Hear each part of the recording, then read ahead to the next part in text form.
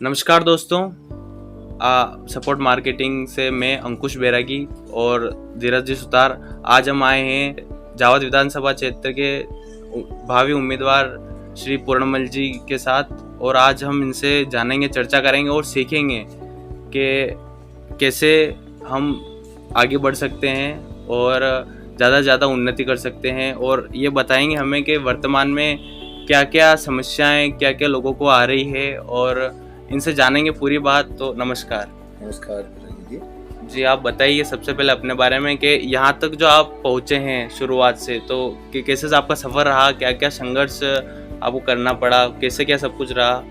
देखो बैरागी जी, यूँ तो मैं एक सामान्य परिवार में, किसान परिवार में मेरा जन्म हुआ है, और बचपन में 7 साल की उम्र में पिताजी का देहांत हो गया था। उसके बाद धीरे धीरे जैसे होश संभाला, घर की जवाबदारियाँ और साथ में पढ़ाई करना, और 22 साल की उम्र में गांव के लोगों ने सरपंच का चुनाव लड़ाया और चुनाव जीते। उसके बाद राजनीति में शुरुआत की और लगातार काम करते रहे, और क्षेत्र की जनता ने साथ दिया। 2 बार सरपंच रहे, उसके बाद जनपद का चुनाव लड़के और जनपद अध्यक्ष, मेरी पत्नी जनपद अध्यक्ष बनी, और एक बार सरपंच संघ अध्यक्ष भी रहा मैं। पूरे विधानसभा की जो 76 पंचायतें उस समय हुआ करती थी, और क्षेत्र में जानकारी और आसपास के लोगों से जो संपर्क था, धीरे धीरे सब लोगों के सहयोग से आगे बढ़ते रहे, और ये आज जो स्थिति है यहाँ तक पहुँचने में क्षेत्र की जनता का पूरा सहयोग रहा है। और मतलब जनता ने आपको पूरा समर्थन दिया है और आपको प्यार किया है। जैसे अभी हम भी देख रहे हैं कि जितने भी सोशल मीडिया पे सबसे ज़्यादा अभी इस विधानसभा में कोई प्रचलित है तो आप ही हैं। इससे एक और बात जानना चाहूँगा, आपकी जो आप यहाँ तक पहुँचे हो तो आपकी दिनचर्या क्या रहती है? दिनचर्या देखो, शुरू से संघ से जुड़ा हुआ हूँ, और पारिवारिक जो स्थितियाँ थी, मेरे पिताजी भी सुबह जल्दी उठ के, और वो पहलवान थे, मेहनत करते थे, वो बचपन से जो सीखा है। आज सुबह 4:45 बजे उठने का जो मेरा निरंतर जो नियम है, योग करता हूँ।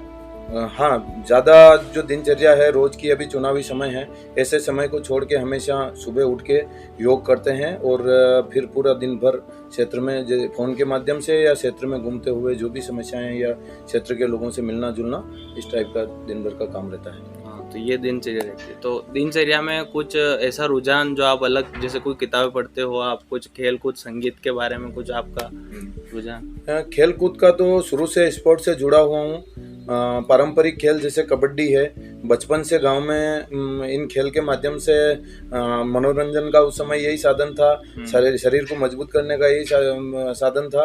तो कबड्डी, और उसके बाद क्रिकेट, जब से लगभग 15 साल की उम्र से क्रिकेट खेल रहा हूँ, और क्रिकेट आज भी युवाओं के बीच में खेलता हूँ, जाता हूँ और युवाओं के साथ रहता हूँ। और संगीत का तो जैसे प्रवचन सुनना, बड़े संतों के, महापुरुषों के जीवनियाँ पढ़ना, ये सारी चीज़ें जब भी मौका मिलता है पढ़ते हैं। अच्छा, तो ऐसा आपकी क्या विचारधारा रही जो आपको लगा कि मुझे भी राजनीतिक क्षेत्र में आना चाहिए? देखो, राजनीतिक क्षेत्र में जहाँ बावल पंचायत से मैंने राजनीति शुरुआत की है, तो वहाँ की जो समस्याएं थी, जो साथी लोग थे, पिछड़े हुए थे, या मेरे पिताजी पहले वहाँ सरपंच रहे थे, तो जनता के मन में भी ये था कि सरपंच पद पे ही मेरे पिताजी का हत्या हो गई थी। तो उसके बाद लोगों का, और उस पंचायत में एक बार सरपंच का चुनाव लड़के वो क्षेत्र जनता की सेवा करने का जो मन में आया, और सेवा और पूरे गांव के सहयोग से जो काम किए थे, पूरे मध्य प्रदेश में 23,000 पंचायतें हैं। विधायक निधि उस समय 70 लाख रुपए विधायक निधि आती थी, और मेरी पंचायत में 1.5 करोड़ रुपए एक वित्तीय वर्ष में खर्च किया, और पूरे मध्य प्रदेश में नंबर 1 पंचायत आई थी।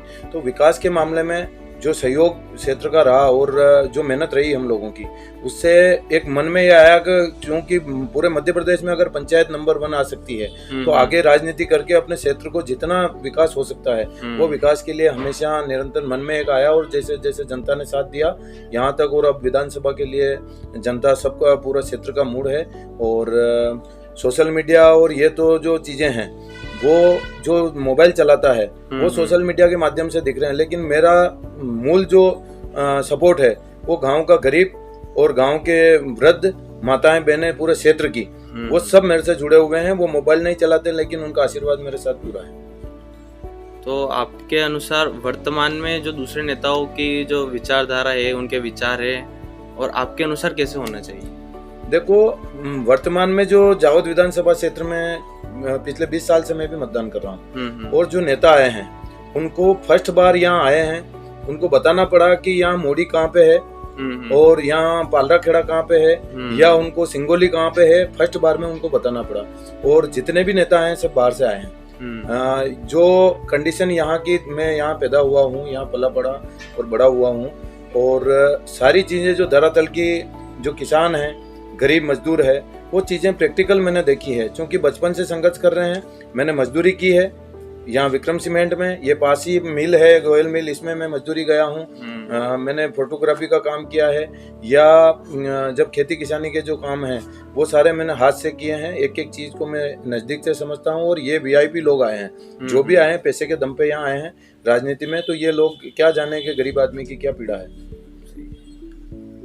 तो ऐसी कौन सी बातें हैं जो दूसरे नेता लोग इस जावा क्षेत्र में नहीं देख पा रहे हो और आप देख पा रहे हैं? देखो, वही मैं कह रहा हूँ, जो प्रैक्टिकल लोगों से जुड़ा हुआ होगा, धरातल का जिसको अनुभव होगा, जो ऑफिस की राजनीति करते हैं, ऊपर से यहाँ एक तरह से पैराशूट से जो उतरे हैं, उनको धरातल की कोई चीज मालूम नहीं है। केवल वो बातें करते हैं अखबार के आंकड़े बनाने के लिए और टीवी की खबरें बनने के लिए।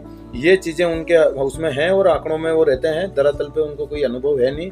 पिछले 20 साल से क्षेत्र में जो समस्याएं हैं, सरकार अच्छा काम कर रही है। शिवराज जी ने अच्छा काम किया है, मोदी जी ने अच्छा काम किया है। जो शासन की योजनाएं हैं वो समान रूप से पूरे देश में जो चल रही है। मध्य प्रदेश में अपने शिवराज जी की जो योजना है वो पूरे क्षेत्र में समान भाव से जो लागू है। उसके अलावा हमारे यहाँ कोई काम नहीं हुआ है। और लोगों में जो परेशानी है तो वो समझते ही नहीं। कहने जाओ आदमी कि हमारे यहाँ समस्या है तो मेरे पहले ही मालूम है, तू बैठ जा। इस टाइप की बातें होती है। हाँ, सुनते नहीं। तो आपने जो भी इतना संघर्ष रहा, जितना भी आपका जीवन रहा, जो भी आप अभी देख रहे हो, तो इससे, राजनीति से, आपके जीवन से आपको क्या क्या सीख मिली जो आप सभी को बताना चाहोगे? राजनीति में सीख, देखो, राजनीति एक तरह से मानो तो दलदल है। इसमें जो उतरा है, आपके दुश्मन इतने हावी रहते हैं, और अगर कोई पावरफुल पोस्ट पे बैठा है तो नीचे वालों को खत्म करने का काम और कैसे भी करके उस आदमी को परेशान करने का काम जो राजनीति में मैंने देखा है। लेकिन एक चीज है, अगर आप सच्चाई पे हो और जनता आपके साथ है तो किसी से डरने की जरूरत नहीं। कोई भी युवा, मैं तो आने वाली पीढ़ी को भी ये कहना चाहूँगा कि किसान का बेटा राजनीति, आज मोदी जी एक उदाहरण है। उस समय जो परिस्थितियां रही, मोदी जी आज प्रधानमंत्री बन के देश की सेवा कर रहे हैं। लेकिन जो बीच में नेता हैं, जो आज के समय के नेता हैं, वो किसान और गरीब और गांव के आदमी को कहीं राजनीति में आगे नहीं आने देना चाहते हैं। बड़े नेता सब चाहते हैं कि हमारी चापलूसी करे, जी हजूरी करे। और इस टाइप की जो राजनीति है, तो युवाओं को जब समान भाव से अगर अपना कोई नेता है, अपने को साथ लेके चल रहा है, सम्मान कर रहा है, तो उन लोगों के साथ जुड़ना चाहिए। बाकी युवाओं से और क्षेत्र के सभी लोगों से मेरा निवेदन आपके माध्यम से करना चाहूँगा कि ऐसे लोगों को आप अगर मुंह लगाना बंद कर देंगे तो अपने आप राजनीति में शुद्धता आ जाएगी। और लोभ, लालच और प्रलोभन देके जो राजनीति कर रहे हैं क्षेत्र में लोग, ऐसे लोगों को सबक सिखाना चाहिए। और जो आपके बीच में हमेशा रहता है और जो आपकी सेवा कर सके, आप उससे बात कर सको और आपको अपने परिवार का सदस्य मान सको, ऐसे लोगों को राजनीति में आगे लाना चाहिए और साथ देना चाहिए। तो ये है कि चापलूसों की ना सुने, क्योंकि चापलूस अपनी देखते हैं, जनता की नहीं देखते हैं। उनको लगता है कि ये नेताजी अगर रहेंगे तो हमारा काम हो जाएगा, जनता की उनको कोई फिक्र नहीं है। अच्छा है, बहुत अच्छा बताया। मैं जो आपका अभी अभियान चल रहा है, आपके बेटा आपके द्वार, कहाँ से शुरुआत हुई, कैसे शुरुआत हुई, कैसे क्या? देखो, ये तो बचपन से जो स्थिति है, मैं सरपंच रहा तो गांव में कोई शासन की योजना आती थी तो मैं घर घर जाके उसका लाभ पहुंचाता था और लोगों को बताता था। साथ में किसी को प्रमाण पत्र चाहिए, खबर मिल जाती थी, गांव में जाके उसको प्रमाण पत्र देना। छोटी मोटी कोई भी बात होती तो घर घर जाके मैंने काम करने का शुरू से रखा। साथ में जो सहयोगी लड़के थे, जो पढ़े लिखे लड़के थे, उनको साथ में ले जाके और जो जो काम मौके पे उनका करना रहता था। वो शायद उस समय जो कंप्यूटर वाला समय था नहीं, 2005 में समय गांव में नेट प्रॉब्लम थी और ऐसी स्थिति में गांव जा जाके और फॉर्म भरना, योजनाओं का लाभ दिलाना। तब से मेरा आपका बेटा आपके द्वार, और आज भी मेरी यही स्थिति है।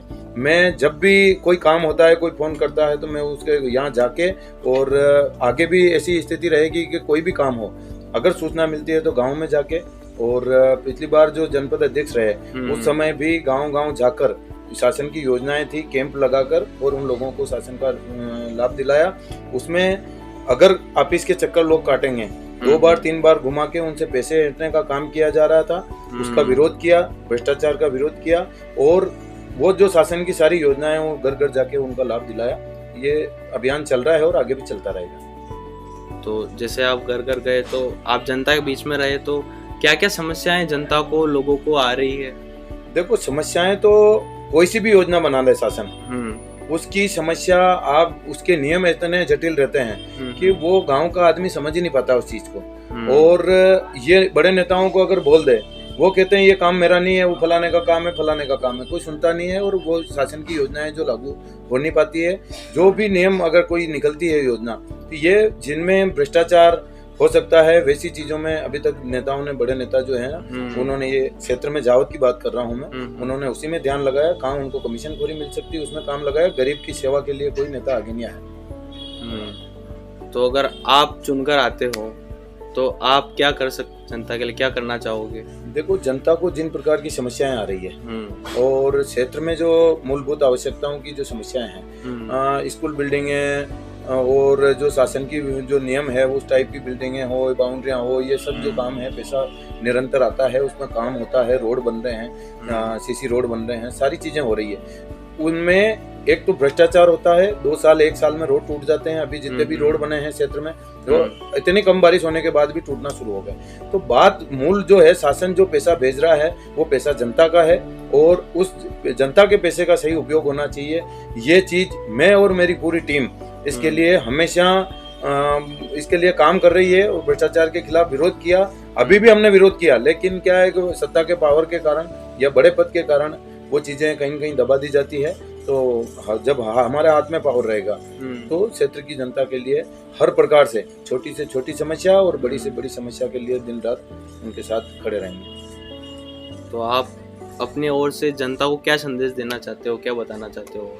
जनता से और क्षेत्र के जो मेरे चाहने वाले लोग हैं, और बड़े बूढ़े बच्चे सब, पूरा क्षेत्र मेरा परिवार है, और उनको एक ही निवेदन है कि समय नज़दीक आ गया है।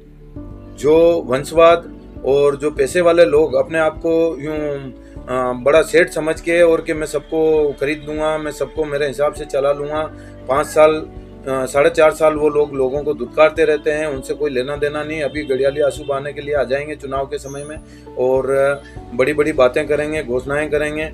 अभी जैसे जिस प्रकार की सुहाखेड़ा में जो कंडीशन आई, पूरे गांव की महिलाओं से फॉर्म भरवा लिए गए और बोला सबको कि आपको सिलाई मशीन दी जा रही है। इस प्रकार से प्रलोभन सब जगह दे रहे हैं, और प्रलोभन जो जनता समझती है, उसके बाद भी अगर कहीं इस प्रकार की बात आती है तो एक दूसरे को के और इनके जो ये चुनाव के समय में जो रूप रहता है, इसको पहचान के, और पिछले 4.5 साल और 20 सालों का जो हिसाब है वो जनता उसको नहीं भूले। और आप, मैं अगर सच्चा आपको लग रहा हूँ तो आप मेरा साथ दे रहे हैं, और अभी आपने देते देते यहाँ तक मेरे को पहुँचाया है, आगे भी आपका साथ मिलेगा। और आपके हक की लड़ाई के लिए मैं हमेशा आपका बेटा बनकर आपके साथ कंधे से कंधा मिलाकर खड़ा रहूँगा।